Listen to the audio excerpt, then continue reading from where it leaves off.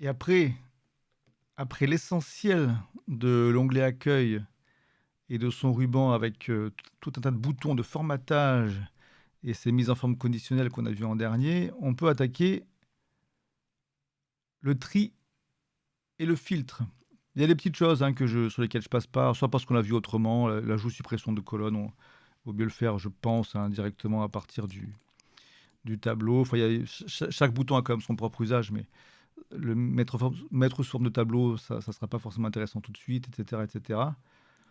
On peut, style de cellule, on peut s'en servir pour mettre un style rapidement, si on a envie, mais allons vers ce qui va beaucoup nous servir potentiellement, en laissant de côté quand même, je laisse quand même de côté tout ce qui est somme, moyenne, ça sera des vidéos bien à part, hein, tout ce qui est formule et fonctions. Ça nécessite toute une approche spécifique. Mais pour finir un peu sur tout ce qui relève plus ou moins du formatage ou de l'organisation des données, eh bien, on peut aller vers ce bouton tout à droite, trier et filtrer. Le tri et le filtre, ce sont deux notions qui sont souvent présentées côte à côte en même temps dans Excel, qui ont deux usages quand même bien différents. Le tri permet de changer l'ordre des données. On voit que c'est toujours associé souvent en tout cas, à une petite flèche A à Z ou Z à A, donc c'est une question d'ordre. Tandis que le filtre, il est représenté par un entonnoir. Lui, c'est plutôt pour garder une partie des données et en cacher d'autres. Ça ne va pas supprimer, ça va en masquer. De toute façon, je vais montrer un peu le détail. Ici, donc j'ai plein de mises en forme conditionnelles qui ne sont pas très lisibles. Je vais retourner, je sélectionne mon tableau, ou même je veux tout supprimer, donc j'ai rien à sélectionner en fait. Je me mets n'importe où. Mise en forme conditionnelle, effacer les règles de la feuille entière. Ça, le vert et le bleu, c'était pas des mises en forme conditionnelles, c'était la mise en forme normale, donc ça n'a pas disparu, tout va bien. Allons-y pour nos tris et nos filtres. Alors un tri, j'ai dit que c'était un changement d'ordre des données, mais attention, l'intérêt du tri, c'est quand même de changer l'ordre de nos données tout en gardant l'intégrité de nos lignes. Moi, je veux que, je vais changer un peu là, un truc qui sera facile à repérer. Moi, j'ai un lundi qui, pour février, a la valeur 1, pour mars, a la valeur 2 et pour avril, a la valeur 3. Moi, je veux que ce lundi, il reste. Alors, j'ai un autre lundi qui a pour valeur 15, 15 et 45. Lui aussi, il mènera sa petite vie, mais chaque jour a sa propre date, son propre. Alors, attention, bien sûr, hein, j'ai mis des dates au hasard. Il n'y a pas du tout de correspondance entre le. C'est vraiment juste un exemple, hein. Les jours qui sont à gauche ne sont pas du tout en relation avec les dates qui sont à droite. Mais en tout cas, voilà, j'ai une ligne comme ceci. Moi, je veux que cette ligne reste telle quelle quand je fais mon tri et que si j'organise mes données différemment, ben, elle ne soit pas brisée, quoi. Alors pour faire ça, par exemple, admettons que je veuille trier suivant la valeur qu'on trouve dans février. Donc ici, j'ai du 1, 2, 6, 4, c'est un peu n'importe quoi. Admettons que je veuille que ça soit 1, 2, 3, 4, etc., etc. Pour ça, je vais simplement me mettre n'importe où dans février, dans ma colonne février, là, aller chercher mes tris à droite, et je vais prendre ici le premier tri, tri A à Z, tri du plus petit au plus grand. J'appuie.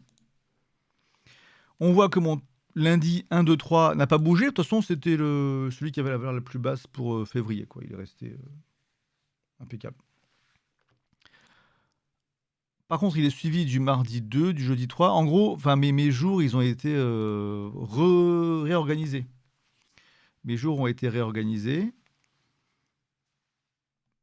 suivant l'ordre qui a été demandé par rapport à février. On avait des doublons parfois, donc on a 2 jours qui ont la valeur 10 dans février. Bon, bah, ça a été pris, ils ont été mis à côté, on ne sait pas pourquoi, vendredi passe avant. Ça, on verra d'autres façons de choisir ce genre de choses, mais pour l'instant, c'est un peu au pif. L'important, c'est qu'on a bien février qui est trié dans l'ordre croissant. Et tout le reste, c'est adapté. On trouve le 0 qui est ici en deuxième ligne, bon, etc., etc. Les dates, forcément, ont été réorganisées. Le 2023, il est plus en dernier, etc., etc. Très bien. Je vais refaire un tri, toujours sur février, mais cette fois-ci, je vais faire de Z à A, du plus grand au plus petit. Donc, je me mets dans février. Je ne sélectionne pas l'ensemble de ma colonne. C'est souvent un réflexe qu'on a. Quand on dit qu'on veut trier par février, souvent, on va sélectionner ici. Je vais expliquer après pourquoi je ne le conseille pas.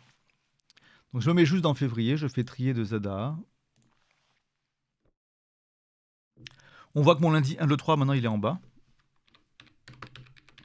Ok, super. Donc on est bien parti du plus élevé dans février pour aller vers le plus bas. La ligne qui avait 0 en juin, elle est juste en avant-dernier. En fait, là, j'ai fait un miroir de ce que j'avais tout à l'heure, hein, c'est assez logique. Je me base sur février pour choisir l'ordre, et je suis parti dans un ordre inverse. Donc j'ai juste mon tableau pris dans l'autre sens. Il n'y a pas de grand mystère, mais bon, c'est bien quand même de voir un peu. On va essayer de repérer quelques valeurs. Lundi 1, 2, 3, mardi 2, 3, 15, jeudi 3, 21, 38. Bon, ok. Je vais me baser là-dessus maintenant pour montrer ce qui se passe si je sélectionne d'abord, avant de trier, et que je dis que je veux trier à nouveau du plus petit au plus grand. Alors on commence et on finit par un lundi. Mais attention, le premier lundi, c'est le lundi 15, 15, 45, et le dernier, c'est le lundi 1, 2, 3. Donc je sélectionne tout ça, je fais du tri du plus petit au plus grand. Et là, Excel, il a peur qu'on fasse une bêtise. Il nous dit attention. Il nous dit qu'il a trouvé des données près de votre sélection. Comme elles ne sont pas sélectionnées, elles ne seront pas triées. En fait, ce qu'il veut dire, c'est que j'ai sélectionné tout ça. Il voit qu'il y a des données autour pour mars, avril, etc. Et lui, il pense, il suppose, et en général, il a raison, qu'en vrai, on voulait étendre la sélection à tout le tableau. En fait, c'est tout le tableau qu'on veut trier. Donc si je fais OK quand il me demande d'étendre la sélection, tout va bien, je retombe dans le même cas que tout à l'heure. Si par contre, donc je vais repasser en mode ZA, là, je refais l'ordre inverse, mais comme j'ai toujours ma colonne qui est sélectionnée, il se pose encore la question, mince, mais que voulez-vous faire? Si je dis que je veux, que j'insiste dans mon erreur, après ça peut être volontaire, dans certains cas c'est pas une erreur, mais c'est rare qu'on ait besoin de faire ça. Si j'appuie sur continuer avec la sélection en cours, il va vraiment me trier seulement ce qu'il y a dans février, sans tenir compte de ce qu'il y a autour, sans tenir compte des jours à gauche, sans tenir compte de mars, avril, à droite, etc. Ce qui fait que mon lundi, qui est en face des valeurs 1, 2, 3, mon lundi qui est en face des valeurs 15, 15, 45,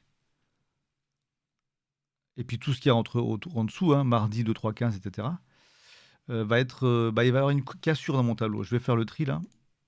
Voilà, ici, il a fait un tri, mais en brisant, c'est rarement ce qu'on veut faire, hein. Donc, il essaie de nous avertir, mais si on insiste, il le fait.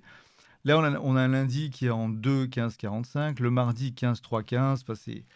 En fait, la colonne février, maintenant, elle n'est plus reliée comme elle l'était auparavant avec les autres colonnes. Donc, je vais annuler là. Il faut vraiment faire attention à ça, et pour pas se tromper, il faut juste cliquer dans une cellule dans la colonne donc qu'on veut utiliser comme base pour le tri, et il n'y aura pas de souci. Et pour enchaîner sur le tri, alors je pourrais le faire bien sûr par rapport aux dates, trier du plus ancien au plus récent, trier du plus récent au plus ancien. Il a changé le terme, hein. Si je suis sur des nombres, il dit du plus petit au plus grand. Si je suis sur des dates, il dit du plus ancien au plus récent. Si je vais sur du texte, il va mettre trier de A à Z ou de Z à A. Donc là, je me mets sur les jours. Je vais trier de A à Z. Et il nous met le dimanche. Bon, c'est rare qu'on ait besoin de trier les jours par ordre alphabétique, mais en tout cas, c'est ce qu'il a fait. D'abord les dimanches, puis les jeudis, les lundis, les mardis, etc. etc. Alors, c'est pas très utile, mais ça va nous servir. Là, je vais modifier mon tableau, hein. Là, pour le coup, je parlais de ne pas casser les données. Je suis en train de complètement de les casser, mais c'est pour l'exemple. Je vais mettre plein de mercredis et plein de dimanches. Et ça va nous servir à montrer un petit quelque chose d'utile. Parce qu'il y a un troisième type de tri, la tri personnalisé, qui est assez pratique. Premièrement, hop, si j'appuie dessus, ah oui, alors il faudrait que j'écrive jour. Je vais faire une cellule plus classique. Voilà, pour que les tris personnalisés ou les filtres fonctionnent bien, il faut que les colonnes aient des en-têtes un peu correctes. Donc j'ai mis une en-tête jour. Donc je disais, je fais tri personnalisé. Et ici, mes jours, je voudrais qu'ils soient dans l'ordre de la semaine, ce serait quand même plus sympa. Donc, grâce au tri personnalisé, je peux dire que mon tri par le jour, il sera de A à Z ou de Z à A, ou suivant une liste personnalisée. Donc moi, j'ai des listes à moi que j'ai créées, mais ici, on retrouve surtout lundi, mardi, mercredi, etc. Donc je prends mes jours de la semaine. Et là, en fait, maintenant, il me propose deux choix supplémentaires. Soit de trier du lundi vers le dimanche, soit de trier du dimanche vers le lundi. Je vais prendre le deuxième choix. Et c'est parti. Donc là, maintenant, j'ai un tri, au lieu d'être alphabétique, il est chronologique. On a dimanche, samedi, vendredi, mercredi. J'ai plus de mardi et je finis avec lundi. Ça me va, c'est bien. OK. Alors, à quoi ça va nous servir, ça? Je veux montrer un tri sur deux niveaux. Alors, attention, c'est pas quelque chose qui est toujours très bien compris. Enfin, j'ai remarqué, en tout cas, quand je donnais des cours en classe, ça pouvait poser souci, le tri sur plusieurs niveaux. Ce qui se passe, c'est qu'en fait, là, j'ai un tri qui prend en compte les jours, là.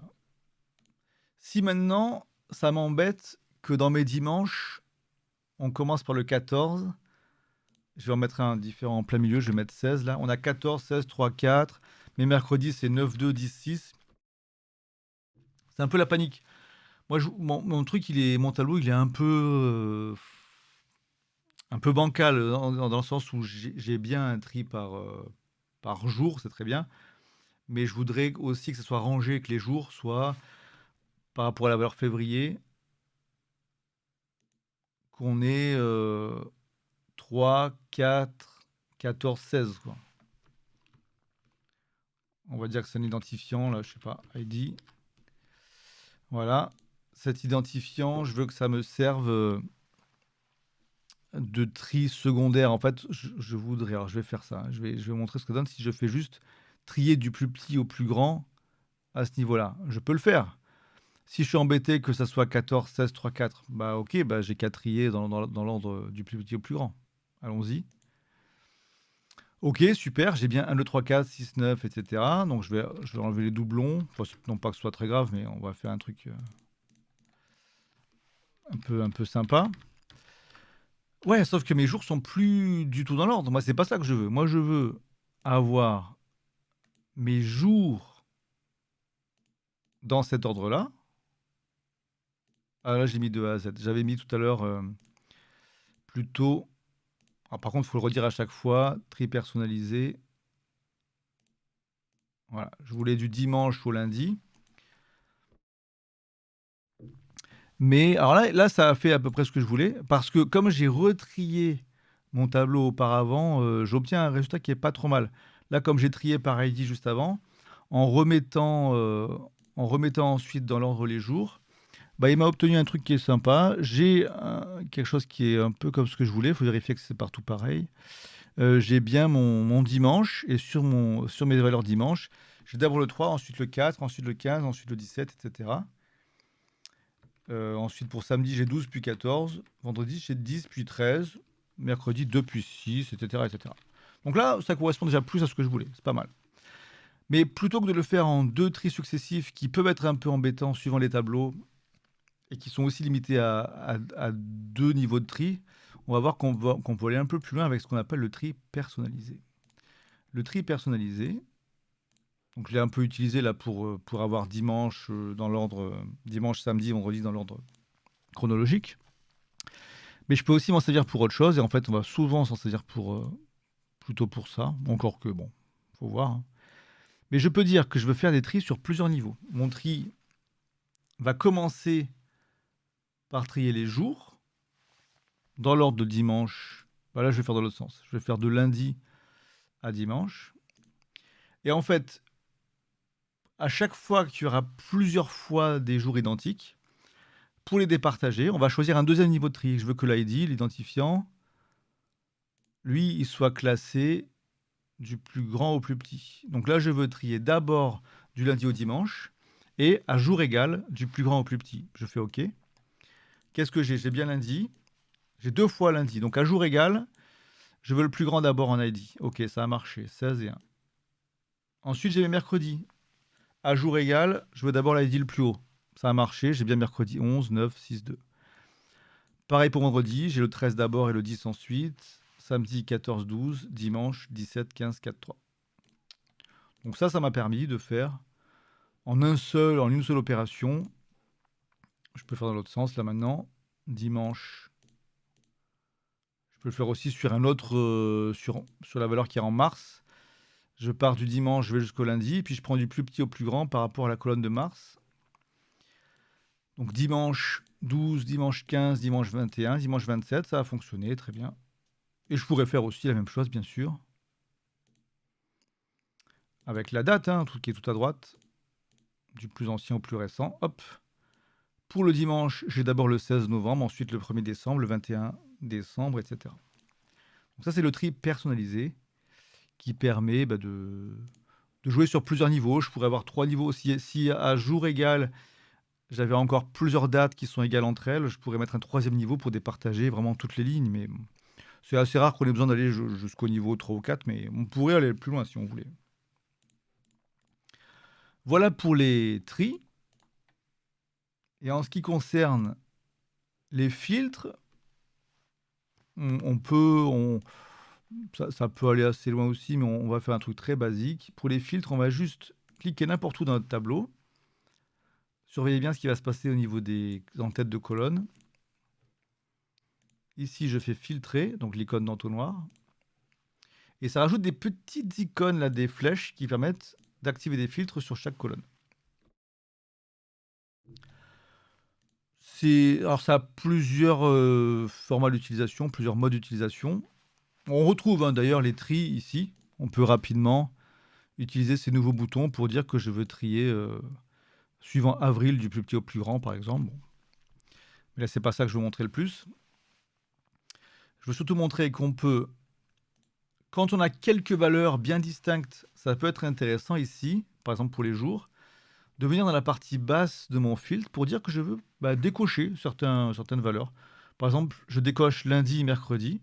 Ils vont disparaître de mon tableau sans être complètement supprimés. On voit dans les numéros de ligne à gauche que je passe de 5 à 7. Donc la ligne 6, elle a été masquée, mais elle n'est pas supprimée. Pareil, entre 7 et 11, c'est masqué, mais c'est pas supprimé. C'est-à-dire que si je vais ici, que je fais effacer de filtre de jour, je récupère mes données, elles n'ont pas été enlevées. Si je veux tout désélectionner d'un coup, il y a une première ligne qui permet de tout sélectionner ou tout désélectionner en un seul clic. Si par exemple je veux faire dans l'autre sens et que je veux faire tout désélectionner et juste recocher le samedi pour garder que le samedi, ça peut aller plus vite de faire comme ça. Donc là, je garde que mes samedis. Si je veux annuler mes filtres, je peux aussi le faire en revenant dans le bouton en haut à droite. Là, je peux effacer mes filtres ici. Très bien. Et alors, ce type de filtrage, ça faisait sens pour les jours, c'était très bien. Par contre, si on est sur du nombre, c'est un peu galère. Enfin, ça dépend, mais ça peut être moins pratique de dire décocher certaines valeurs. S'il y en a beaucoup, c'est pas l'idéal. Heureusement, au-dessus de cette zone avec les cases à cocher, on a une zone ici qui permet d'avoir des filtres un peu plus intéressants et qui va varier suivant le type de données sur lesquelles on se trouve. Quand je reviens sur les jours, cette zone-là propose des filtres textuels. Je peux mettre en garder que les jours qui commencent par telle ou telle valeur, par telle ou telle lettre, etc. Je vais le montrer un peu éventuellement après, mais je vais surtout montrer que pour les nombres, dans cette zone, on a des filtres numériques. Je dirais que c'est ça qu'on utilise peut-être le plus avec les filtres, mais là, je peux dire par exemple que tout ce qui est, ça va rappeler un peu la mise en forme conditionnelle, tout ce qui est supérieur ou égal à 10, je vais le garder. Attention, là, on peut penser, comme on a masqué tout à l'heure, là, tout ce qui est supérieur à 10, c'est pas ce qui va être masqué, c'est ce qui va être gardé, hein, conservé. C'est le reste qui est masqué. Donc là, tout ce qui est en ID supérieur ou égal à 10, c'est affiché. Et là, d'ailleurs, je peux passer la souris ici sur mon icône de filtre. Elle a changé. Maintenant, on voit un entonnoir dessus. Et si je laisse la souris dessus, il y a marqué, il y a un petit rappel du filtre actif. Ça nous rappelle que c'est actif sur... Enfin, comment dire, que c'est paramétré pour conserver tout ce qui est supérieur ou égal à 10. Je peux faire la même chose sur les dates. Ici, on a des filtres chronologiques. Ça va garder tout ce qui est le mois prochain, par exemple. Voilà, ça, on a supprimé quelques-unes. Pour les jours, donc j'ai dimanche, lundi, mercredi, je peux... Hop, je vais faire filtre textuel, se termine par, et je vais garder tout ce qui se termine par dit. Et là, le dimanche, qui commençait par dit, mais qui ne terminait pas avec dit, a été masqué. Je pourrais fusionner, enfin avoir des filtres un peu plus riches, on pourrait dire se termine par i et il faut aussi que ça commence par ceci ou cela, mais bon, voilà, commence par la lettre V. Et la seule qui répond à cette exigence, c'est la ligne qui contient vendredi. Donc en fait, on voit que quand on active de plus en plus de filtres, on est sur quelque chose de plus en plus restrictif et ça va limiter le nombre de lignes, quoi. Là, après, j'ai fait quelque chose de tellement restrictif au niveau du texte que je vais voir si en enlevant les autres filtres, je récupère plus de lignes, mais c'est même pas sûr. Alors, je vais quand même d'abord enlever le filtre du vendredi qui est très très restrictif. Donc j'efface ce filtre au niveau du jour. Là, il me reste deux filtres actifs, celui sur l'identifiant supérieur ou égal à 10 et la date pour le mois prochain. Si j'efface le filtre sur l'ID, je récupère quelques lignes. Et là, le seul filtre qui reste actif, c'est celui des dates. Et je peux effacer le filtre de date pour récupérer tout mon tableau. Si j'estime que j'en ai fini avec mes filtres, je peux venir ici, décocher en fait l'icône d'entonnoir. Mes icônes, mes petits boutons là à côté de chaque en-tête disparaissent. Et on en a terminé avec nos filtres. Voilà pour les tris et les filtres qui sont à côté d'une fonction rechercher et sélectionner que je vais montrer rapidement, mais c'est assez semblable à ce qu'on peut trouver dans d'autres logiciels, hein, Word, Excel, donc je vais passer assez vite là-dessus. Ici, si je fais rechercher, ça peut permettre de trouver un terme dont on sait qu'il existe dans le fichier, ou si on veut, enfin, on peut aussi, ça peut permettre de vérifier que ça existe, mais si je tape par exemple lundi, que je fais suivant, en fait, au fur et à mesure, là, il a trouvé ce lundi. Suivant, il trouve celui-ci. On voit pas forcément très bien avec les couleurs, mais en fait, là, il alterne entre les deux lundis qui existent. Si je tape juin, que je fais suivant, il me sélectionne le juin qui est ici. Si je fais suivant, il reste sur le même. C'est la seule fois où dans notre tableau, on trouve, notre feuille, on trouve juin. Et je peux aller dans l'onglet remplacer qui peut permettre, comme son nom l'indique, de remplacer un terme par un autre. Si je veux remplacer juin par août, je fais suivant. Alors suivant, il me met dessus et je peux valider en faisant remplacer. Il va remplacer celui sur lequel j'étais, va être transformé en août. Si je voulais faire ça sur, par exemple, sur l'ensemble d'une feuille d'un seul coup, je peux faire rechercher mercredi. On voit bien qu'on a 3 mercredis là, même plus, on en a un ici. Je peux faire mercredi et l'écrire avec un Y là. Et puis voilà, on s'en fiche, c'est juste pour le test. Si je fais remplacer tout, d'un seul coup, tous les mercredis avec un i vont être remplacés par des mercredis avec y, et il nous dit cette action est terminée, 4 remplacements ont été effectués. Donc ça peut être pratique. Quand on parle de recherche sur Excel, parfois on désigne autre chose, parfois on désigne des fonctions qui s'appellent recherche V ou recherche H ou recherche X, enfin, c'est un autre usage. Mais en tout cas, voilà, sachez qu'il existe les bonnes vieilles fonctions rechercher ou remplacer classiques sont disponibles avec les raccourcis clavier habituels. CTRL F pour rechercher et CTRL H pour remplacer. Mais il y aura une vidéo spécifique sur les raccourcis clavier parce qu'il y en a vraiment beaucoup qui peuvent être notamment très pratiques pour se déplacer rapidement dans un tableau. Il y aurait à en dire, mais bon, on ne peut pas tout voir en même temps non plus, ce serait un peu too much. Là déjà, si on débute à peine avec ces vidéos, ça peut sembler un peu rapide tout ce que j'ai montré, mais enfin bien sûr l'avantage des vidéos hébergées ici ou ailleurs, c'est qu'on peut mettre la pause quand on veut, donc, et qu'on peut les revoir à volonté. Donc ça peut être intéressant de faire un premier visionnage juste en regardant, en écoutant, et puis de refaire la même chose ensuite, de reproduire sur son propre Excel en faisant la pause sur les vidéos régulièrement. En tout cas, pour cette première série de vidéos consacrée à l'onglet Accueil, j'en ai fini en ayant montré l'essentiel. Il y aura d'autres séries qui vont explorer plus la partie formule et fonctions. qui constitue peut-être l'essentiel de la force d'Excel. Mais en tout cas, avec ces deux séries, on aura vraiment, euh, comme je disais, 80% des compétences utiles dans la plupart des cas pour Excel. Voilà, ben, je vais quitter pour cette vidéo ici. Je vous souhaite de bien avancer, bien progresser sur ce tableur qui est plein de petites fonctionnalités diverses et variées, mais surtout très puissantes. Bonne chance, au revoir.